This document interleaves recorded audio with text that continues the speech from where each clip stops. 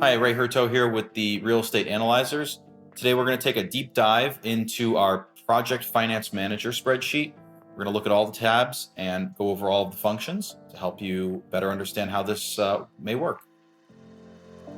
First thing we do is obviously open up the spreadsheet. If it's the first time you've opened it, you might need to enable some content, enable editing. What that means is it gets all of the macros that are built into this going and agree to our terms. So when this opens, the first tab we're going to talk about is our summary tab. Helpful hint, if you have trouble seeing it or if it's too big or too small, just use the zoom in the bottom right here. So just very high level, we have a number of helpful hints throughout the spreadsheet. We've got text that's with yellow background. We also have cells that have purple triangles in the upper right. So like for example, in this section, we have a number of columns that we just want to explain what the purpose is. And on the left and on the top, you may see these little plus and minus arrows. These allow you to show and hide sections. In some ways, it helps kind of keep things a little cleaner. If you want a cleaner view, you can close them all. You can also open them. So what we'll do is we will cover this summary tab. Anything that either requires data entry or has data that needs to be addressed or updated may have some red shading. Everything with a yellow background a light yellow background will be something that you can enter data into. So in this case, we're going to be entering the property address, the purchase price, and the gross building square footage. This next section here, will you be paid a project management fee? This really has to do with whether or not you're going to be, as it says, paying yourself a fee to manage the project if you are self-managing it. If you're hiring a GC, you keep it as no. If you're not paying yourself, you keep it as no. If you are paying yourself, you keep it as yes.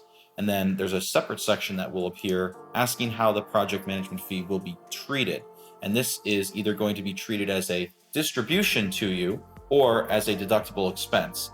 And the difference between the two is that a distribution is just essentially an advance on your profit, whereas a deductible expense is something where you may need to separately send yourself some tax forms and fill out some paperwork since you're acting as a contractor to whatever entity may be holding this property. So consult with your CPA on that. What this does is it affects the actual pre-tax profit when we're considering what investors with equity may be getting. I realize that's a lot to understand. We can cover that later in the private lender section. We lastly have this column here where we can compare two columns. And what that means is we can compare variances and have it show up on this tab. And we can choose from 3 different scenarios. Just at a high level, I want to just explain these 3 columns. I should say 4, but 2 of them are the same almost. The first one is our initial budget. This is something that we're going to be setting at a point in time when we're purchasing the property, when we're under contract, we're coming up with our initial budgets. We set values here. Once we've finished that phase, once we have our loan, once we've closed on the property, we're not touching that anymore. When we go to the bids and estimates section, that's when we start adjusting the numbers from the initial budget. So the initial budget numbers we should carry them over to our bids and estimates section and then update bids and estimates as we are getting our bids and estimates from contractors or as we are in that phase of the project. And what this is allowing us to track is the variance from what we told the bank to where we are now currently at in the project.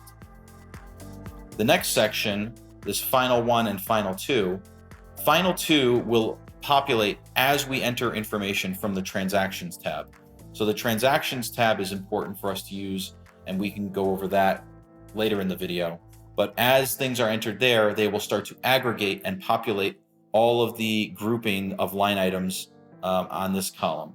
Whereas the final 1 anticipated is what we're going to be entering, again, mostly manually, to track where we think we're actually going to end. And when the project is 100% done, we've reconciled our bank accounts and our credit card accounts with the actual spend, final 1 and final 2 should equal.